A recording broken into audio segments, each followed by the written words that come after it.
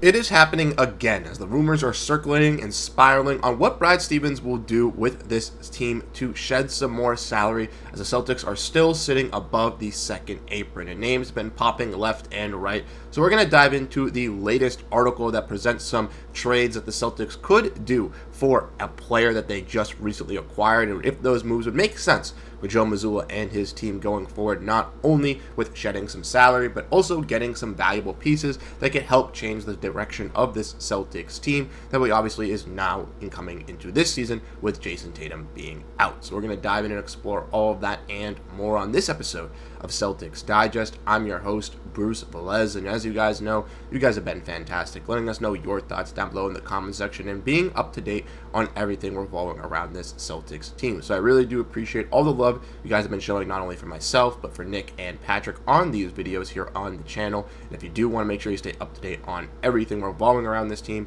make sure to continue to hit that subscribe button so you can stay up to date and help us get to that goal of 10,000 subscribers here. But without further ado, let's dive in and let's explore the latest news revolving around this Celtics team as we make sure to grab our snacks and we dive into it. As ultimately, I do find this topic very interesting still around the Boston Celtics, as it has been something that not only has been discussed with them kind of making these moves earlier on in free agency, but even after the summer league, with still some questions revolving around what this team can truly do heading into next season. So we're going to dive in and explore an article from Jake Eisenberg, who works for the First to the Floor podcast and writes for Celtics blog, looking at some fake Anthony Simons trades that he composed of and ultimately could help out this Boston Celtics team. And like he said in his heading here, we're going to be exploring Simons trades that not only help the Celtics save money, which is what they'd be doing to try to do an Anthony Simons trade, stay competitive, which is also something the Celtics are trying to do in this Eastern Conference,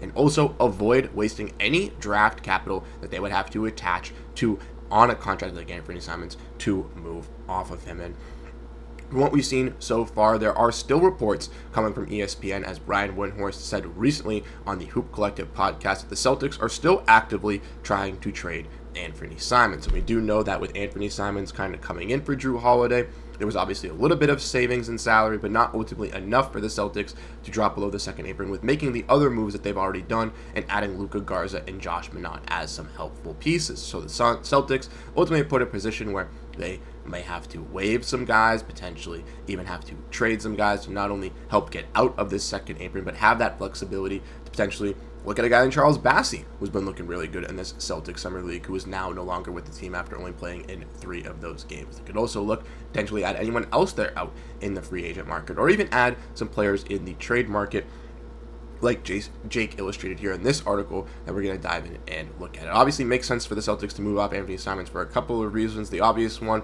is the glaring lack of talent at the big man spot here for the Celtics currently, with only Luka Garza, Namish Queta, Xavier Tillman under roster. And the other is the Celtics are currently $20 million over the luxury tax. And while Brad Stevens has stressed that getting out of the luxury tax and resetting the repeater penalties is not the priority is continuing to make sure we have all our future first and those things that are in play for us, so we can use those to continue to build our team. Similar how they use those to go out and get guys like Jrue Holiday, go and get guys like Kristaps Porziņģis, and add them to this nucleus to put the Celtics in those championship conversations just last season. But what he thinks these comments mean to him is that the Celtics do want to get under the luxury tax apron, but obviously won't deplete all their assets to do it. And I have to agree with Jake. I still think that is one of these Celtics' main goals here, if it's not by the start of the season, by the halfway point at the trade deadline, is to get out of this second apron. And by that case, we could see the Celtics make a move with Simon either at the start of the year, or we could see that transcend into the second half of the year.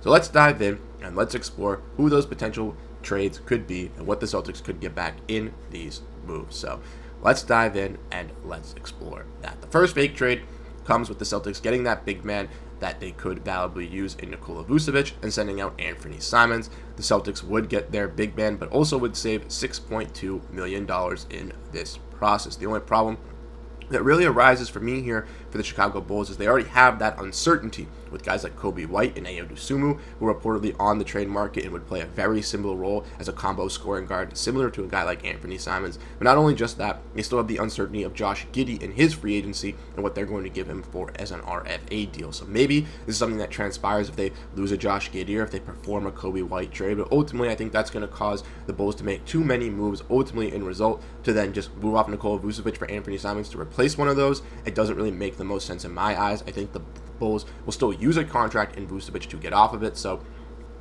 this team, so it does make sense on why these two teams would be discussing, but ultimately I do think the Bulls could get something that could help them a little bit more for Vucevic's contract than a guy in Anthony Simons, who they already have those types of players once again, as they have that loaded guard room. For the Celtics, Vucevic would be a perfect kind of filler big just for this season. I believe he signed a 3-year extension last year, so he would be underneath for 2 seasons with the Celtics, in which the year after they could use him as an expiring contract to potentially move off of to, either shed more salary, go and get some more pieces, or they could just finish out Vucevic's contract. The backup big as a solid rebounder, something the Celtics would desperately need with Jayson Tatum being out, but his interior defense and his lack of being a defensive anchor could cause a problem for this Boston Celtics team, as he's notoriously known for being a guy who has been able to score in the low post and be an offensive rebounder throughout his career. And with him getting older, that kind of style has kind of faded away from him, and Vucevic is looking more and more like a fringe starting center, but a very concrete backup center in his career. And for the Celtics, is that a move you really want to be making for down the line? It does save you some money and does fill in a hole, but is this a long-term solution?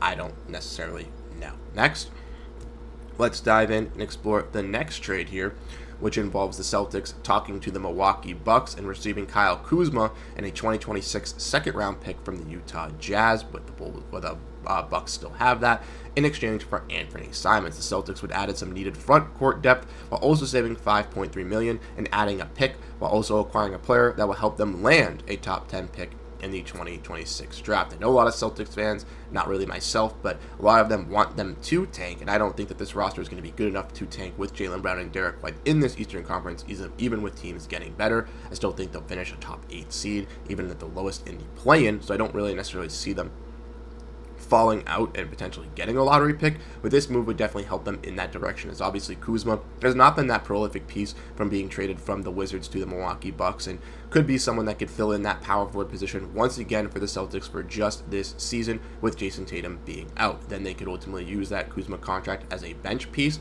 or someone down the line to help them, but obviously a guy in Kuzma who got those weird Tatum comparisons early on where people were saying he was better than Jayson Tatum, obviously didn't live to those expectations from his rookie year, but could still play that similar play style of that stretch four who can hit those solid 3-point shots. Obviously isn't as good as a playmaker, isn't as good as a ball handler, isn't as good as a rebounder and commanding an offense as Jayson Tatum is going to be, but it could be a solidifying role player within this Celtics team. I know Kyle Kuzma wouldn't strike the fans' hearts, obviously, with the name and stuff like that and his production over the last couple of years.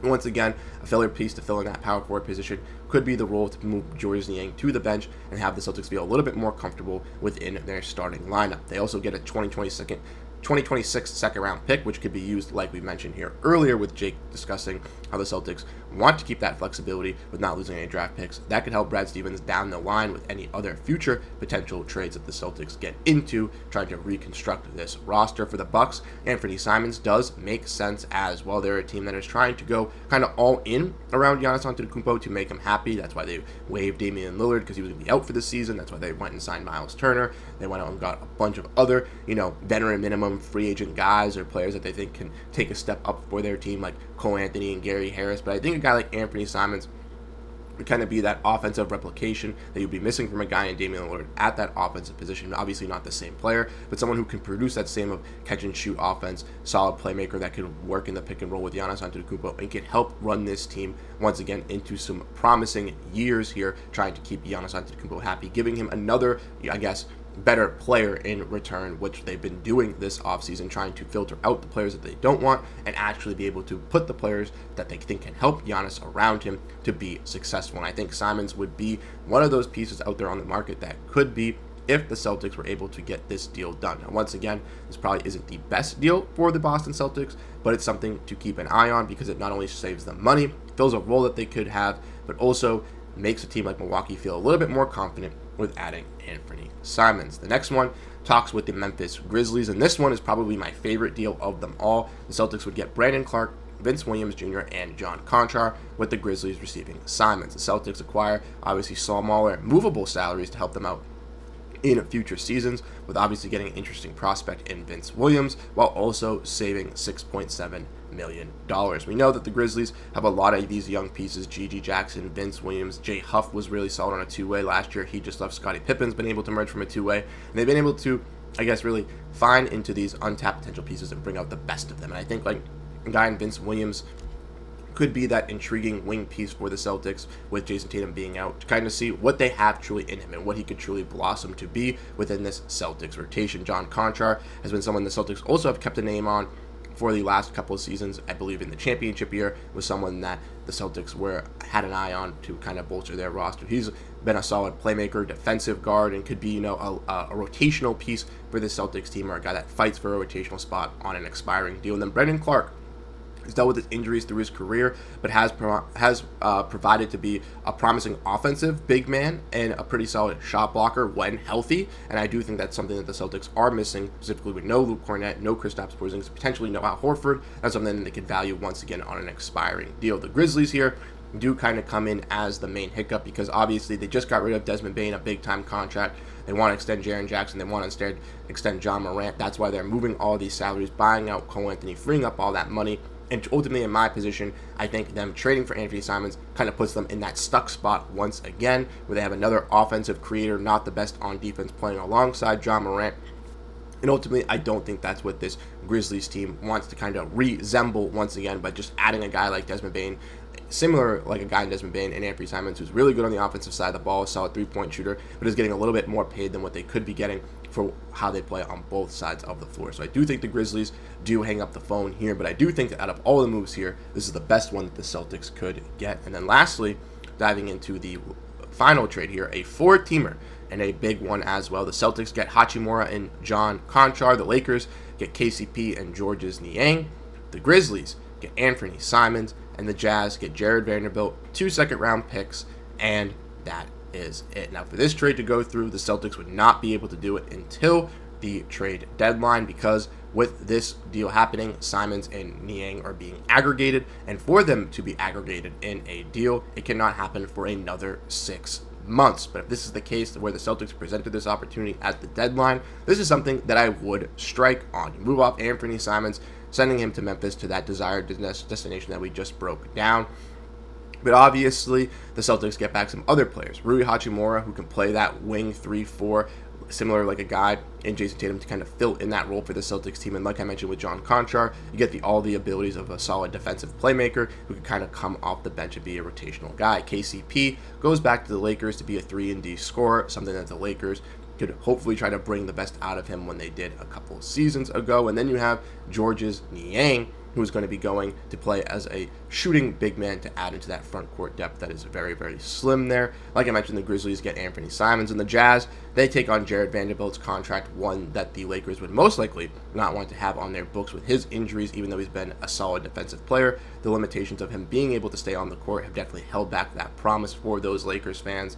They do get 2 second-round picks as well added on top of that to take on the bad contract. And the only deal, and they're not giving up anything, they're just taking on a bad contract in Jared Vanderbilt, getting 2 second-round picks for just being involved. This deal ultimately saves the Celtics the most money at $11.4 million going into the season, with also bolstering the front court by adding Rui Hachimura into that power forward position to replace that Jayson Tatum role. Like I mentioned, this would be my favorite trade out of all of them if you get all 4 teams to get involved, but the main caveat is obviously waiting until the trade deadline to be able to aggregate those salaries. So when looking at these trades, I ultimately think that the Celtics do have some options moving off on a guy in Anthony Simons. I do think as free agency kind of dwindles down, we do see some of these moves kind of come into play. That might freeze up the trade market a little bit, but it also could expand it more, because teams that are still looking for that high-profile guard that maybe struck out on free agency could be willing to buy on a guy in Anthony Simons to really help their team take him over the top. And if the Celtics are true